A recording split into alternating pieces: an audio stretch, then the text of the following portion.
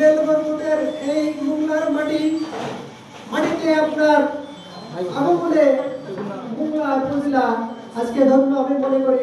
আমি মোংলা থানার কাউন্সিলের সভাপতি হিসেবে আগত সকল অতিথিদেরকে প্রীতিময় শুভেচ্ছা ও অভিনন্দন জানাচ্ছি। আপনাদের আগমনে আজকে মোংলা ধন্য আমি মনে করি।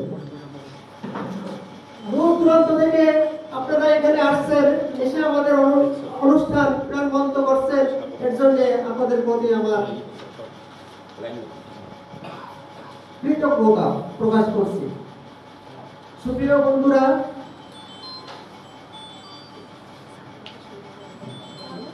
জয় হোক মাটি ও মানবতার, কবিতা হোক প্রতিবাদের হাতিয়ার। আজকে আমাদের লেখনী কিছুটা হয়তো মুখ টুকরে পড়ে আছে, কিন্তু একদিন এর থেকে আমাদের উত্তরের সুযোগ হবে। অনেকে হয়তো ভাবছেন, অনেকে হয়তো মুখ শিখিয়ে দূরে পড়ে থাকেন, আমাদের দাওয়াতে আসতে চান না, তবে সুদিন আবার আসবে। আপনাদেরকে মনে রাখতে হবে যে সেই রুটির দোকানের, যে চায়ের দোকানের, সেই দুকুমিয়া যে মাদ্রাসায় এতিম ছেলে হিসেবে পরিচিত ছিল, নেটের দোকানে ছিল, আজ থেকে 90 বছর আগে বলে গেছিল যে উঠবো আমি পাতালপুরে, নামবো মাটি,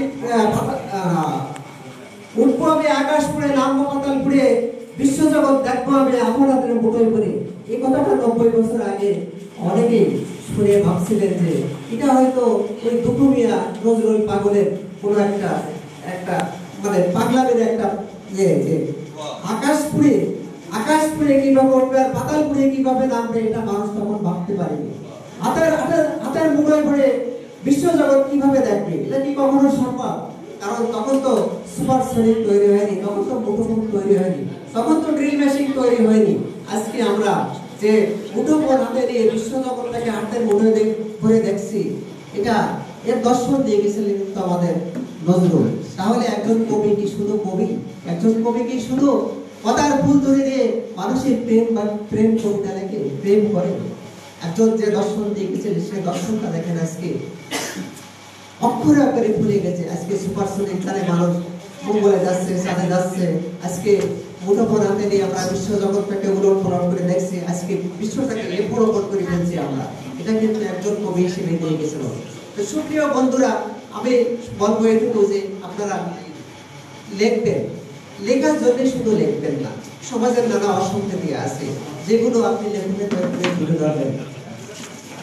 নম্র ভাষায়, ভদ্র ভাষায়, লেখনের ভাষায়, শালীনতার মাধ্যমে আপনি সমস্ত অন্যায় অফিসারের প্রতিবাদ করবেন, যেন আপনার লেখনী শুধু লেখনী না, যেন বক্তব্যে না পড়ে থাকে। সুপ্রিয় বন্ধুরা, গোলাপের গন্ধ পেতে হলে গোলাপের কাঁটা কিছু সহ্য করতে হবে। গোলাপের কাঁটা কখনো সইবেন না, আবার গোলাপের গন্ধ নেবেন তা তো হয় না। আপনাকে আমাকে যারা লিখছি তাদেরকে সমাজের জেল খাটতে হবে, জরিমানা দিতে হবে, অনেক সময় মানুষের কলঙ্কিত হতে হবে। তবু এই অন্যায়ের প্রতিবাদ করতে, অন্যায়ের প্রতিবাদ ছাড়া কিছু হবে না। মাছ ধরতে হলে অনেকে নামতে হবে, ডাঙ্গায় বেশি কখনো মাছ ধরা যায়। তো সুপ্রিয় বন্ধুরা, আর আমার কিছু বলার নেই, আপনারা লিখতে থাকুন। প্রাপ্তি অপ্রাপ্তি সংবিধানের হাতে, এটা আপনি আমি কেউ দিতে পারে না। আজকে হয়তো কিছু পাচ্ছেন, কিন্তু মৃত্যুর পরে আপনি কবরে ফুল পাবেন, এটা নিশ্চিত করে বলতে পারেন। সবাই ভালো থাকবেন, আসসালামু আলাইকুম।